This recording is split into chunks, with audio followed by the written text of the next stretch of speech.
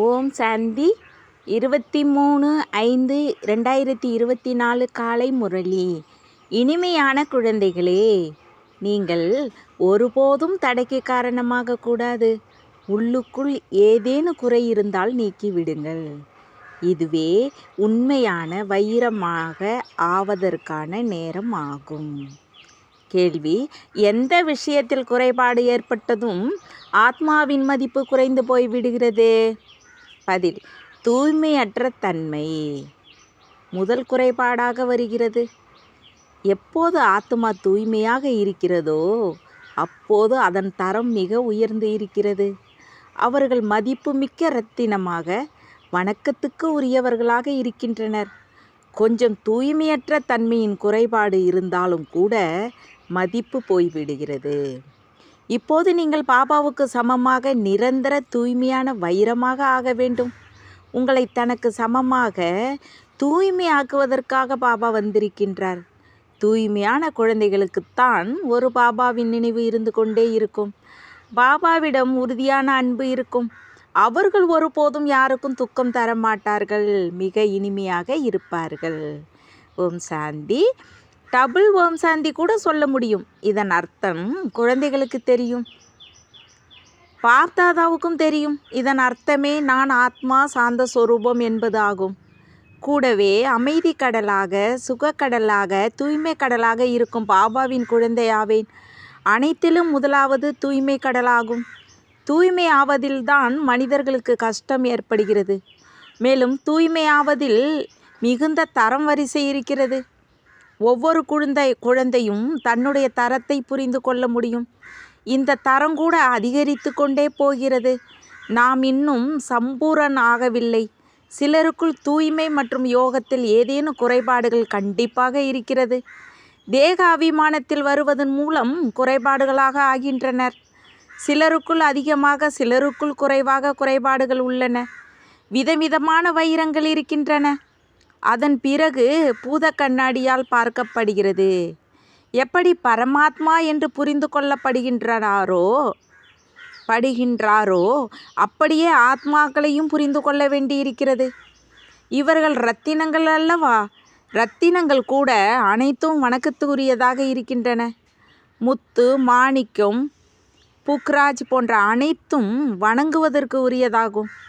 ஆகையால் தான் அனைத்து விதமான இரத்தினங்களும் அணியப்படுகின்றன. வரிசை கிரமமாக முயற்சியின்படி இருக்கின்றார்கள் அல்லவா? எல்லைக்கு அப்பாற்பட்ட தந்தை அழியாத ஞான இரத்தினங்களின் வியாபாரி. அவர் ஒருவரே ஆவார் என்று புரிந்து கொள்கின்றனர். இரத்தின வியாபாரி என்றும் அவரை கண்டிப்பாக சொல்வார்கள். ஞான இரத்தினங்களை கொடுக்கின்றார் அல்லவா? மேலும் இந்த ரதம், அதாவது பிரம்ம பாபா இரத்தின வியாபாரி. அவர் கூட இரத்தினங்களின் மதிப்பை தெரிந்திருக்கிறார். வைர வைடூரியங்களை பூத கண்ணாடியால் நன்றாக பார்க்க வேண்டியிருக்கிறது. இவருக்குள் எந்த அளவு குறைபாடு இருக்கிறது? இவர் எந்த வகையான இரத்தினம்? எந்த அளவு சேவாதாரியாக இருக்கின்றார்? இரத்தினங்களை பார்க்க மனம் விரும்புகிறது. நல்ல இரத்தினம் என்றால் மிகுந்த அன்போடு பாபா பார்ப்பார். இவர் மிக நன்றாக இருக்கின்றார். இவரை தங்க பேழையில் வைக்க வேண்டும். புக்ராஜ் போன்ற இரத்தினங்களை தங்க பேழையில் வைப்பதில்லை. இங்கே கூட எல்லையற்ற இரத்தினங்களாக இருக்கின்றார்கள். ஒவ்வொருவரும் தன்னுடைய மனதில் நான் எந்த விதமான இரத்தினம், எனக்குள் எந்த குறைபாடும் இல்லைதானே என்று தெரிந்திருக்கின்றார்கள். எப்படி வைடூரியங்கள் கூர்ந்து பார்க்கப்படுகின்றதோ அப்படியே ஒவ்வொருவரையும் பார்க்க வேண்டியிருக்கிறது. நீங்களோ சைத்தன்ய, அதாவது உயிரோட்டமுடைய இரத்தினங்களாக இருக்கின்றீர்கள்.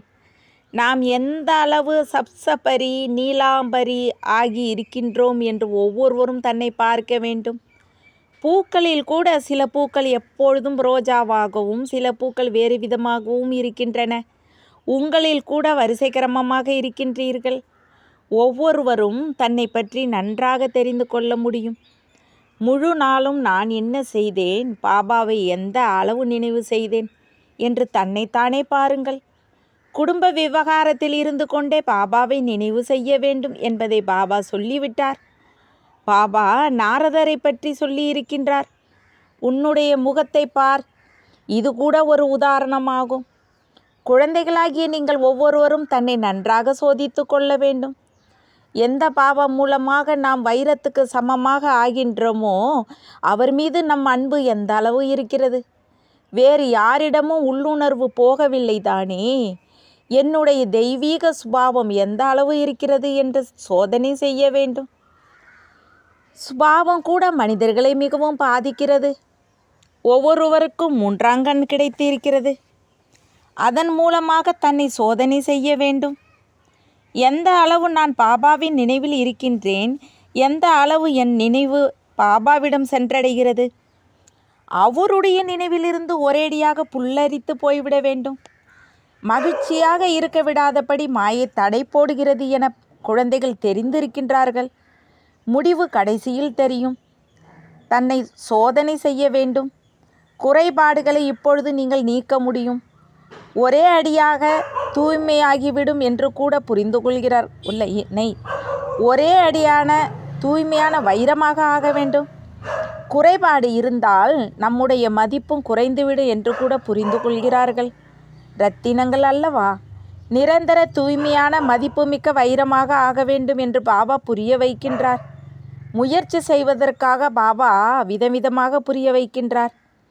இன்று யோகத்தின் நேரத்தில் பாப்தாதா கதியில் இருந்து எழுந்து சபையை சுற்றி வந்து ஒவ்வொரு குழந்தைகளையும் கண்களால் சந்தித்து கொண்டிருந்தார்.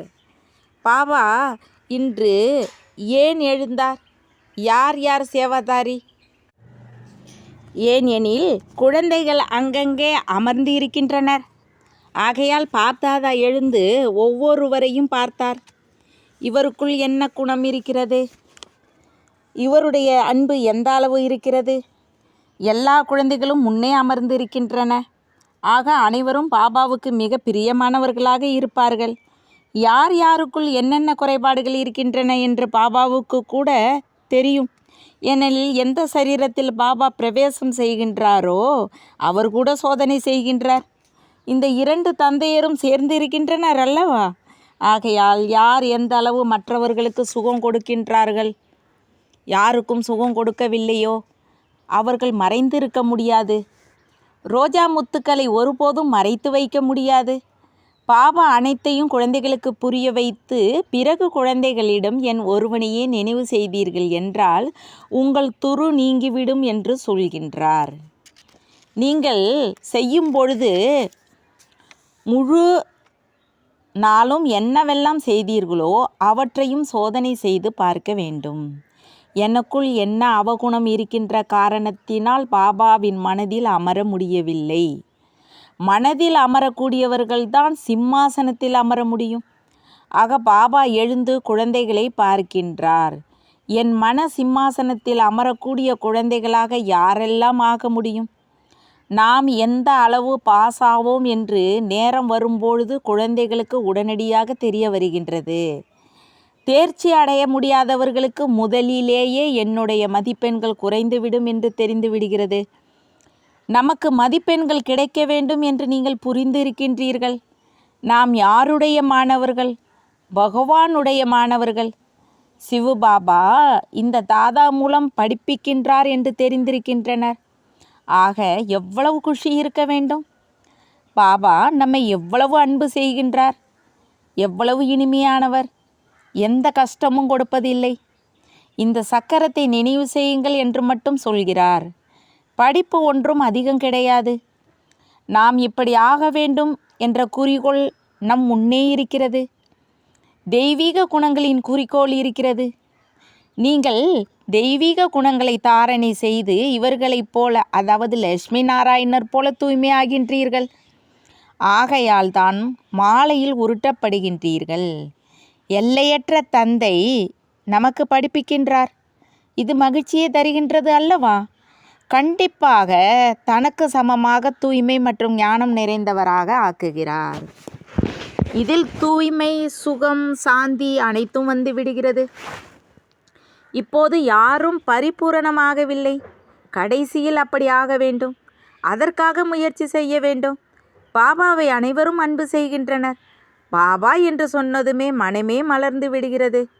பாபாவிடமிருந்து எவ்வளோ பெரிய ஆஸ்தி கிடைக்கிறது. பாபாவை தவிர வேறு எங்கும் மனம் போகாது. பாபாவின் நினைவுதான் அதிகமாக வர வேண்டும். பாபா பாபா பாபா. மிக அன்புடன் பாபாவை நினைவு செய்ய வேண்டும். ராஜாவின் குழந்தை என்றால் அவருக்கு ராஜ்யத்தின் போதை இருக்கும் அல்லவா? இப்போது ராஜாக்களின் புகழ் அவ்வளவு இல்லை. எப்போது ஆங்கிலேய ஆட்சி இருந்ததோ அப்போது அவர்களின் மதிப்பு அதிகமாக இருந்தது. அனைவரும் ராஜாக்களுக்கு வணக்கம் செலுத்தினர். வைரஸை தவிர அனைவரும் அவருக்கு வணக்கம் செலுத்தினர். இப்போது அவர்களின் நிலை என்ன ஆகிவிட்டது?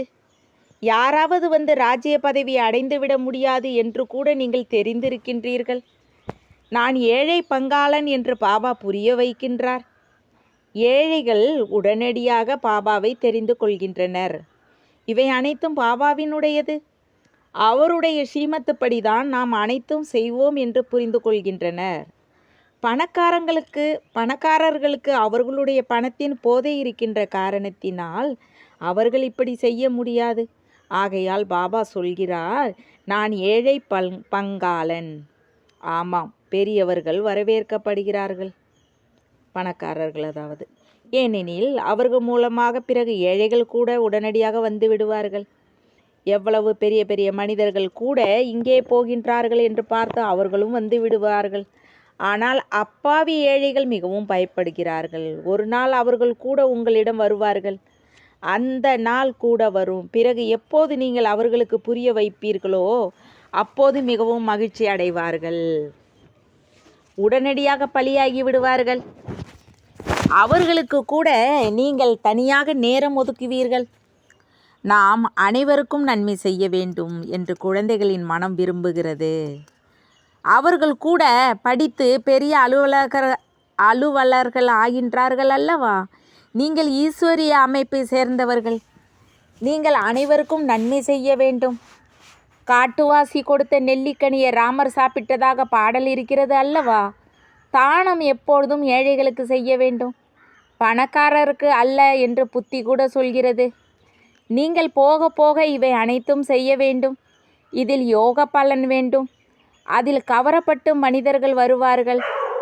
தேக அபிமானம் இருக்கின்ற காரணத்தினால் யோக பலன் கூட குறைவாக இருக்கிறது. நமக்கு எந்த அளவு பாபாவின் நினைவு இருக்கிறது, நாம் எங்கேயும் மாட்டிக்கொள்ளவில்லை தானே என்று ஒவ்வொருவரும் தன்னுடைய மனதிடம் கேட்க வேண்டும். யாரை பார்த்தும் அசந்து விடாதபடி நம்முடைய நிலை இருக்க வேண்டும். தேக அபிமானியாக ஆகாதீர்கள். அனைவரையும் தன்னுடைய சகோதரன் என்று புரிந்து கொள்ளுங்கள் என்று பாபாவின் கட்டளை இருக்கிறது. நாம் சகோதரன் என்ற ஆத்மா தெரிந்திருக்கிறது. தேகத்தின் அனைத்து தர்மங்களையும் விட வேண்டும். கடைசியில் தேகத்தின் நினைவு கொஞ்சம் இருந்தாலும் தண்டனை அடைய வேண்டி வரும். அந்த அளவு தன்னுடைய நிலையை உறுதியாக்க வேண்டும். சேவையும் செய்ய வேண்டும். எப்போது அந்த நிலையை அடைவோமோ அப்போது இந்த பதவி கிடைக்கும் என்று உள்ளுக்குள் புரிந்து கொள்ள வேண்டும். நிறைய சேவை மீதி இருக்கிறது. பாபா நன்றாக புரிய வைக்கிறார். உங்களுக்கு யோக பலம் இருந்தால் மனிதர்கள் கவரப்பட்டு வருவார்கள். அநேக பிறவிகளின் அழுக்கு படிந்து இருக்கிறது. அனைத்து ஆத்மாக்களையும் தூய்மையாக்க வேண்டும் என்ற எண்ணம் பிராமணர்களாகிய உங்களுக்கு வர வேண்டும். மனிதர்கள் இதை தெரிந்து கொள்ளவில்லை.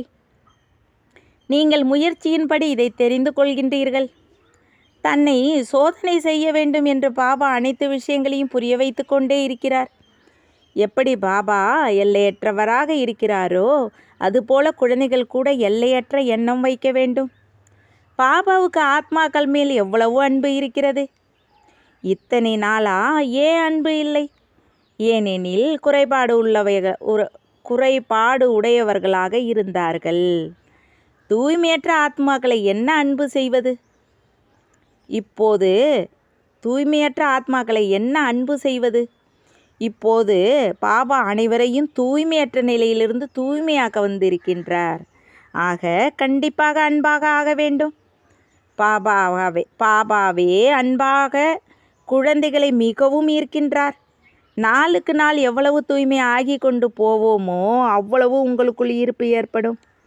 பாபாவை நோக்கி கவரப்படுவீர்கள். நீங்கள் பாபாவிடம் செல்லாமல் இருக்க முடியாது. அந்த அளவு கவரப்படுவீர்கள். உங்கள் நிலை வரிசை கிரமமாக முயற்சியின்படி அந்த அளவு வந்துவிடும். இங்கே பாபாவை பார்த்து கொண்டே இருக்கலாம். இப்போது சென்று பாபாவை சந்திக்கலாம் என்று புரிந்து கொள்வீர்கள். அப்படிப்பட்ட பாபாவை ஒருபோதும் பிரிந்து செல்ல மாட்டீர்கள். இந்த குழந்தை அதிசயம் செய்கின்றது, மிக நல்ல சேவை செய்கின்றது என்று பிறகு பாபா குழந்தைகளால் கவர்ச்சிக்கப்படுகின்றார். கொஞ்சம் குறைபாடு இருந்தாலும் தன்னுடைய நிலையின்படி சமயப்படி நல்ல சேவை செய்கிறது. யாருக்கும் துக்கம் கொடுப்பது போன்ற தவறுகள் செய்வது இல்லை. நோய் போன்றவை ஏற்படுகிறது என்றால் அது கூட கர்ம கணக்கு ஆகும்.